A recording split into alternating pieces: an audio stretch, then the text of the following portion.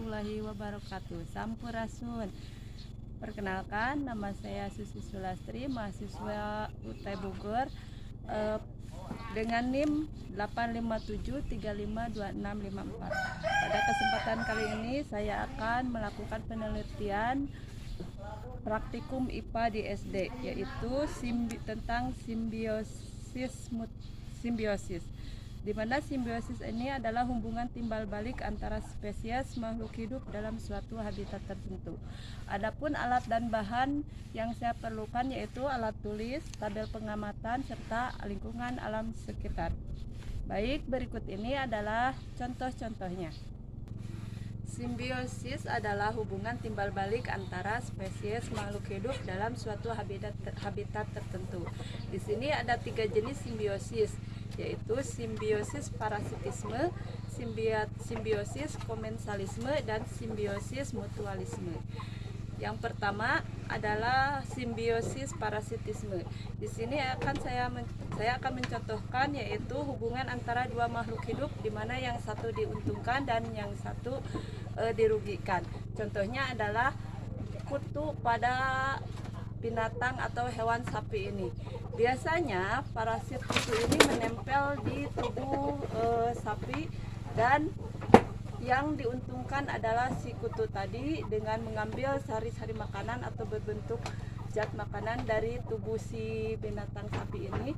Sementara yang satunya, si sapi ini dia dirugikan karena dia akan merasa gatal. Selain nggak rasa gatal yang ditimbulkan dari kutu ini, si sapi ini kulitnya akan terjadi iritasi sampai parah-parahnya. Dia bisa mengakibatkan jamur, luka, sampai bulunya pun akan rontok.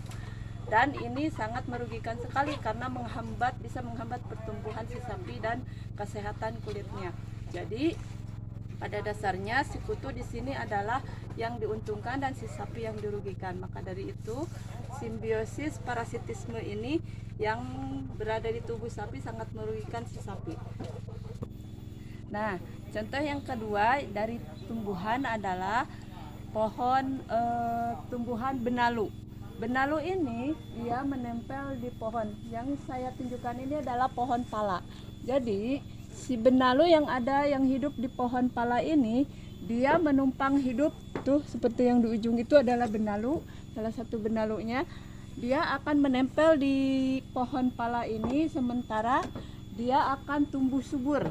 Bahkan dia nanti lama-kelamaan akan mengalahkan si pohon yang ditumpanginya. Seperti halnya pohon pala ini, dia akan lama-kelamaan akan menjadi mati, kering, karena si nutrisi dan zat-zat yang berfungsi untuk pertumbuhan si pohon pala ini diambil oleh si benalu ini, hingga si benalu ini disebut parasit yang mengganggu, jadi harus dibasmi.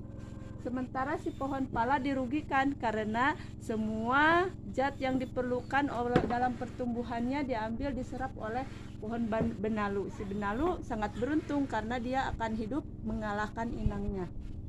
Selanjutnya adalah contoh dari simbiosis komensalisme, di mana hubungan antara dua makhluk hidup, di mana yang satu diuntungkan dan yang satu lagi tidak dirugikan. Di sini saya mengambil contoh tumbuhan sirih. Sirih ini menempel pada pohon hanjuang. Pada pohon sirih ini mereka menempel pada pohon yang ditumpanginya ini, pohon hanjuang. Dan pohon hanjuang ini tidak dirugikan dengan keberadaan si sirih tadi, karena si sirih ini hanya menempelkan tubuhnya, sementara dia mengambil sari-sari makanan tetap dari tanah dan tidak mengambil makanan dari si pohon yang ditumpanginya ini. Jadi ini adalah salah satu contoh pohon yang termasuk simbiosis komensalisme. Yang satu merasa diuntungkan karena dia dapat berpijak dan tumbuh merambat ke atas, dan yang satunya si pohon hanjuang tidak dirugikan karena dia tidak diserap sari-sari makanannya. Selanjutnya adalah contoh makhluk hidup dari simbiosis komensalisme, yaitu terjadi pada hewan katak dan juga pohon teratai. Kebetulan hari ini si kataknya sedang berada di pohon teratai. Nah, bisa dilihat di sini kenapa disebut simbiosis komensalisme, yaitu karena si katak menumpang hidup atau menempel di pohon teratai ini. Berarti ini bisa dikatakan contoh dari simbiosis komensalisme, di mana hubungan antara dua makhluk hidup ini, yang satu diuntungkan dengan bisa berteduh dan hidup di atas daun ataupun pohon dari bunga teratai ini, dan yang lainnya si teratai tidak dirugikan apa-apa. Selanjutnya yaitu contoh dari simbiosis mutualisme, di mana simbiosis mutualisme ini adalah hubungan antara dua jenis makhluk hidup yang saling menguntungkan. Di sini saya mengambil contoh makhluk hidup hubungan antara bunga teratai dengan kupu-kupu. Tuh kupu-kupunya kebetulan saya datang, dia terbang menghilang.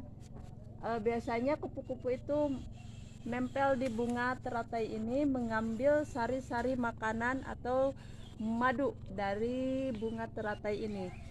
Kupu-kupu diuntungkan dengan bisa mengambil sari-sari makanan yang ada di bunga. Sementara bunga teratai diuntungkan dengan adanya kupu-kupu ini, karena dia berpijak di tengah-tengah bunga itu, dia membantu si kupu-kupu ini membantu proses penyerbukan dari si bunga teratai ini yang nantinya akan menjadi pembuahan seperti itu. Selanjutnya adalah contoh dari simbiosis mutualisme atau hubungan antara dua jenis makhluk hidup yang saling menguntungkan. Selain kupu-kupu dan bunga teratai tadi, ini ada juga binatang hewan cacing tanah.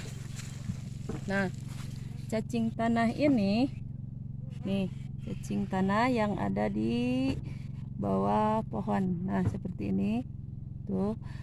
Cacing tanah yang pertama ini adalah hubungan simbiosis mutualismenya, yaitu antara cacing tanah dan juga mikroorganisme, di mana cacing tanah membantu menguraikan bahan-bahan organik dan meningkatkan kesuburan tanah. Sementara mikroorganisme tadi seperti bakteri, jamur juga membantu menguraikan bahan organik dan membentuk nutrisi bagi makanan si cacing tanah ini.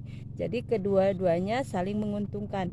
Selain itu, hubungan antara cacing tanah dan juga mikroorganisme, cacing tanah juga membantu meningkatkan kesuburan tanah antara cacing tanah dan juga tanamannya ini dapat membantu meningkatkan kesuburan tanah, karena dengan cacing tanah ini menguraikan bahan-bahan organik dan membuat nutrisi lebih tersedia bagi si tanaman.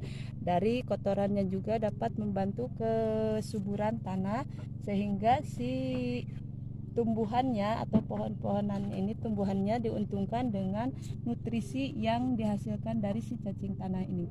Tanaman kemudian dapat tumbuh lebih baik dan memberikan bahan organisme kembali bagi si cacing tanah ini. Jadi di sini hubungan antara cacing tanah dan juga mikroorganisme, antara cacing tanah dan juga tumbuhannya ini termasuk dari simbiosis mutualisme, di mana kedua-duanya merasa saling diuntungkan.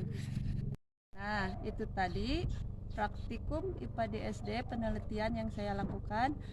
Mudah-mudahan ada manfaatnya. Akhir kata, terima kasih. Wassalamualaikum warahmatullahi wabarakatuh.